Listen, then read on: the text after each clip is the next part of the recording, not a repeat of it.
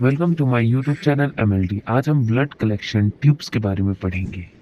इससे पहले हमने ब्लड कलेक्शन पढ़ा था कि ब्लड कलेक्शन कौन सी वेन से किस जगह से लिया जाता है। अब हम पढ़ेंगे ब्लड कलेक्शन ट्यूब कौन कौन सी यूज़ करी जाती है ब्लड को कलेक्ट करने के लिए। सो हम देखते हैं ब्लड कलेक्शन ट्यूब्स जो होती हैं हमारी कितने टाइप्स की होती हैं। सबसे पहले हम ब्लड कलेक्शन करते हैं तो हमें ट्यूब की तो ज़रूरत होती ही है, क्योंकि जो ट्यूब होती है इसी में ही हम अपने ब्लड जो भी ब्लड किसी का भी सैंपल लेते हैं उसको कलेक्ट करते हैं। तो इनके बारे में आज हम थोड़ा सा पढ़ेंगे कि कौन से ब्लड ट्यूब में किस टाइप के कलेक्शन की जाती है। सो हमारे पास है there are two types of blood collection tube. हमारे पास दो टाइप्स की ब्लड कलेक्शन ट्यूब होती है। तो पहली जो ट्यूब्स होती हैं हमारे पास, पहली ट्यूब होती है हमारे पास एसएसटी ट्यूब। दूसरी होती है एंटी कोगुलेटेड ट्यूब। जो हमारी एसएसटी ट्यूब होती हैं वो क्या होती है, उनको हम बोलते हैं सीरम सेपरेटिंग ट्यूब। जो एंटी कोगुलेंट ट्यूब होती हैं वो क्या करती हैं, ब्लड को क्लॉट होने से बचाती हैं। ऐसी टाइप की ट्यूब्स को एंटी कोगुलेंट ट्यूब्स बोलते हैं। अब इनके बारे में हम थोड़ा डिटेल में थोड़ा पढ़ेंगे आगे। सबसे पहले हम पढ़ते हैं फर्स्ट टाइप ऑफ ट्यूब जो होती है हमारी एसएसटी ट्यूब। एसएसटी ट्यूब का मतलब है सीरम सेपरेटिंग ट्यूब।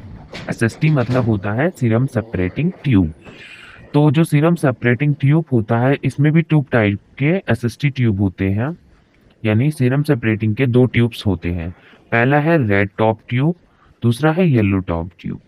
जो ये वायर्स होती हैं रेड और येलो, जैसा कि आपको पिक्चर में दिख रहा है, ये जो ट्यूब होती हैं इनको हम सीरम सेपरेटिंग ट्यूब बोलते हैं। आपको पता होना चाहिए कि सबसे पहले सीरम होता क्या है। जब हमारा ब्लड निकाला जाता है, किसी भी पेशेंट का मान लीजिए हमने ब्लड निकाला, तो उसमें क्या होता है, हमें उस ब्लड से उनकी सीरम से टेस्टिंग करनी होती है। तो सीरम हमसे हमें कैसे मिलता है, हम उसको जब उसका जो ब्लड होता है वो क्लॉट हो जाता है। जब उसका ब्लड क्लॉट हो जाता है, किसी भी पर्सन के ब्लड को आप लेंगे सैंपल में, जब वो क्लॉट हो जाएगा फिर उसमें जो लिक्विड पार्ट होता है ना उसको हम सीरम बोलते हैं। जब ब्लड क्लॉट हो उसके बाद उसके ब्लड क्लॉट होने के बाद जो उसमें लिक्विड पार्ट आता है येलो, पेल येलो कलर का होता है, उसे हम सीरम बोलते हैं। तो ये जो टेस्टिस होते हैं ये सीरम के लिए होता है। सीरम हमारा क्लॉटेड ब्लड से मिलता है। तो अब देखते हैं रेड रेड ट्यूब जो होती है, this is a simple tube. Red वाली जो ट्यूब होती है बिल्कुल खाली ट्यूब होती है, इसमें कोई जेल या कुछ भी प्रेजेंट नहीं होता, ये ओनली सिर्फ खाली ट्यूब होती है। इसमें हम लोग ब्लड रखते हैं और जो ब्लड क्लॉट होता है सेंट्रीफ्यूज करने के बाद तो उसमें हमें सीरम मिल जाता है। इसका यूज़ किस लिए होता है, ट्यूब का यूज़ ज़्यादातर केमिस्ट्री लैब में किया जाता है सीरम केमिस्ट्री टेस्टिंग के लिए। दूसरा सीरियोलॉजी के लिए। सीरियोलॉजी होती है यानी कि जो सीरम की टेस्टिंग होती है उसे सीरियोलॉजी डिपार्टमेंट होता है उसमें की जाती है, और ब्लड बैंक टेस्टिंग के लिए की जाता है इस ट्यूब का यूज़। दूसरा है हमारा yellow tube. This tubes contain separating gel. ये जो येलो ट्यूब होती है इसके अंदर एक जेल प्रेजेंट होता है, जेल सब्सटेंस प्रेजेंट होता है, जो क्या करता है, जो क्लॉटेड ब्लड होता है ना उसको, और जो ऊपर जो क्लॉटेड ब्लड से हमें सीरम मिलता है उसको क्या करता है, सेपरेट करता है। यानी कि जो हमारा क्लॉटेड ब्लड है वो नीचे आ जाता है, उसके बीच में वो जेल आ जाती है और उसके ऊपर हमारा सीरम रहता है।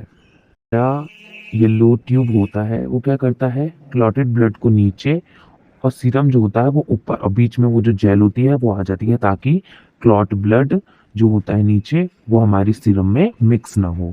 ज़्यादातर इस ट्यूब का यूज़ ट्रांसपोर्टेशन के लिए किया जाता है, यानी कि जब हमारा जो ट्यूब होता है उसको एक जगह से दूसरी लैब, एक जगह से दूसरी जगह या लैब से लैब कहीं चेंज किया जाता है, ले जाया जाता है ट्रांसपोर्टेशन के लिए, इस ट्यूब का ज़्यादातर यूज़ होता है ताकि वो मिक्स ना हो क्लॉटेड ब्लड और सीरम। जो हमारा येलो वाला होता है इसका यूज़ किया जाता है बायोकेमिस्ट्री टेस्ट के लिए, electrolytes, urea test, lipid profile test, इन सब के लिए इसका यूज़ होता है। देखा जाए तो ये सीरम सेपरेटिंग ट्यूब होते हैं, सीरम का टेस्ट करने के लिए इन ट्यूब का यूज़ हो जाता है। येलो वाली जो होती है वो ट्रांसपोर्टेशन के लिए बेटर ट्यूब होती है, क्योंकि उसमें जेल होता है जो कि क्लॉटेड ब्लड और सीरम को मिक्स नहीं होने देता, और जो रेड वाली होती है वो नॉर्मल रैप में यूज़ होती है जिसमें कोई जेल सब्सटेंस प्रेजेंट नहीं होता। अभी हमने पढ़ी थी फर्स्ट टाइप ऑफ ट्यूब जो कि एसएसटी होती है, यानी सीरम सेपरेटिंग ट्यूब। अब हम देखेंगे एंटीकोगुलेटेड ट्यूब के बारे में डिटेल में जानेंगे। सो एंटीकोगुलेटेड ट्यूब वो होती है जिसमें कि ब्लड क्लॉट नहीं होता है। उसमें हम ब्लड डालते हैं तो वो कभी भी क्लॉट नहीं करता, यानी जमता नहीं है। और जो हमारी एसएसटी ट्यूब थी उसमें क्या होता है, ब्लड क्लॉटेड ट्यूब होती है जिसमें कि ब्लड क्लॉट हो जाता है और सीरम मिलता है हमें। और जो हमारी एंटीकोगुलेटेड ट्यूब होती है इसमें होल ब्लड होता है, इसमें कि हमें प्लाज्मा भी मिलेगा, प्लेटलेट भी मिलेगी और डब्ल्यूबीसी आरबीसी दोनों, सॉरी चारों कंपोनेंट्स जो होते हैं ब्लड के वो सारे आपको मिल जाएंगे एंटीकोगुलेटेड ट्यूब में, जो ब्लड होती है उनमें। सो सबसे पहला ट्यूब होता है, इसमें 5 प्रकार के ट्यूब होते हैं एंटीकोगुलेटेड ट्यूब।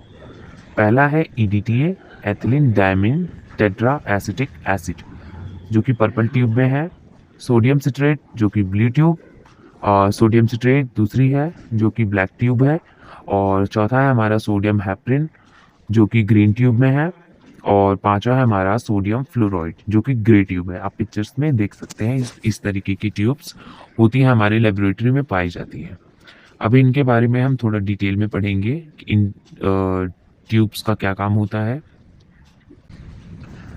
सबसे पहला क्या था हमारा ईटीटीए ट्यूब, जो कि ethylene diamond tetra acetic acid होता है, जो कि पर्पल कलर का होता है। पिक्चर में आप देख सकते हैं इस तरीके की कुछ ट्यूब होती है जिसमें कि भी मेंशन होता है कि कितना ब्लड इसमें पड़ना है। ठीक है, 3 ml लिखा है इस पे। और इसका मोड ऑफ एक्शन क्या होता है, ये करता क्या है, इसके अंदर जो भी जेल या कुछ पाया जाता है, एंटीकोगुलेंट पाया जाता है, वो करता क्या है, इसका क्या काम होता है, remove calcium to preventing clotting of blood. ये क्या करता है, ब्लड में से कैल्शियम को रिमूव कर देता है ताकि ब्लड क्लॉट ना हो। The ratio of EDTA 1/2 mg पर ml ऑफ ब्लड। इसमें इतने रेशियो में ब्लड को डाला जाता है ईडीटीए ट्यूब में। अब देखेंगे हम इसका यूजेस क्या होता है। इसका ब्लड जो इसमें जो ब्लड रहता है उसका यूज़ किया जाता है सीबीसी जो टेस्ट होता है उसके लिए, ब्लड ग्रुपिंग के लिए, HbA1c के लिए, एंड एबनॉर्मल हीमोग्लोबिन स्टडी के लिए, एबनॉर्मल हीमोग्लोबिन इलेक्ट्रोफोरेसिस के लिए, एंड पीसीआर के लिए, पॉलीमरेज चेन रिएक्शंस। इन सारे जो टेस्ट्स होते हैं उनके लिए हमारा जो ये पर्पल ट्यूब है, ईडीटी ट्यूब है, इसका यूज़ किया जाता है। हमेशा ध्यान रखना कि जो एंटीकोगुलेंट ट्यूब होता है उसमें क्या होता है, ब्लड क्लॉट नहीं होता, होल ब्लड मिलता है हमें। नेक्स्ट है हमारा सोडियम सिट्रेट। ये क्या होता है, 3.2% होता है इसके अंदर। ब्लू ट्यूब होती है। मोड ऑफ एक्शन इसका होता है same, remove calcium to preventing blood clotting. ये क्या करता है, इसके अंदर एक जेल होता है जो कि क्या करता है, कैल्शियम को रिमूव कर देता है ताकि ब्लड क्लॉट ना हो। इसका यूज़ क्यों होता है, इसका कोगुलेशन स्टडी के लिए इसका यूज़ किया जाता है। The ratio of sodium citrate must buy exactly 1:9। इसका जो रेशियो होता है 1/9 होता है। एग्जाम्पल फॉर इसमें अगर 1 ml सिट्रेट है तो इसमें हमारा 9 ml ब्लड पड़ेगा, तो ये 1.0 ml बन जाएगा। इस तरीके से इसका रेशियो है। नेक्स्ट जो हमारी थर्ड ट्यूब थी वो थी सोडियम सिट्रेट, जिसमें कि 3.8% जो भी इसमें जेल होता है वो पाया जाता है। ब्लैक टॉप में होता है ये। मोड ऑफ एक्शन होता है इसका remove calcium to preventing clotting of blood. इसका जो मोड ऑफ एक्शन होता है ये क्या काम करता है, ये काम क्या करता है, रिमूव कैल्शियम, मतलब कैल्शियम को ब्लड से रिमूव करता है ताकि ब्लड क्लॉट ना हो। दूसरा हमारा यूजेस इस ट्यूब का यूज़ हमारा ESR वेस्टर ग्रीन, यानी जो हमारे ESR के टेस्ट होते हैं, एथ्रोसाइट सेडिमेंटेशन जो होता है हमारा ESR टेस्ट, उसके लिए इस ट्यूब का यूज़ किया जाता है। फोर्थ ट्यूब है हमारा सोडियम हेपरिन, जो कि ग्रीन टॉप ट्यूब होती है, आपको डायग्राम में दिख रहा होगा, इस तरीके की वैक्यूटेटर होती है। मोड ऑफ एक्शन होता है इसका inhibit thrombin formation to prevent clotting. इसमें जो भी ब्लड होता है उसमें से क्या करता है, थ्रोम्बिन इनहिबिट कर देता है। थ्रोम्बिन को क्या करता है, इनहिबिट कर देता है, यानी उसको ख़त्म कर देता है ताकि ब्लड क्लॉट ना हो। Uses for collection of bone marrow, peripheral cytogenetic study. इसमें क्या होता है, बोन मैरो की जो स्टडी होती है उसका होता है, बोन मैरो की स्टडी के लिए यूज़ किया जाता है। दूसरा साइटोजेनिक स्टडी के लिए भी होता है। साइटोजेनिक स्टडी यानी जो सेल की स्टडीज़ होती हैं उसके लिए भी यूज़ किया जाता है इस वाली ट्यूब को। सो नेक्स्ट है हमारा और लास्ट है हमारा सोडियम फ्लोराइड, जो कि ग्रे ट्यूब होती है। इसमें क्या होता है, एंटीकोगुलेंट होता है। दूसरा एंटी ग्लाइकोलाइसिस एजेंट होता है। जो हमारा इसमें एंटीकोगुलेंट होता है उसको हम पोटेशियम ऑक्सलेट बोलते हैं, और जो हमारा एंटी ग्लाइकोलाइसिस एजेंट होता है वो होता है हमारा सोडियम फ्लोराइड। ये ट्यूब ज़्यादातर बायोकेमिस्ट्री लैब में यूज़ करने वाली ट्यूब होती है। इससे हम क्या करते हैं, ग्लूकोज एस्टिमेशन करते हैं।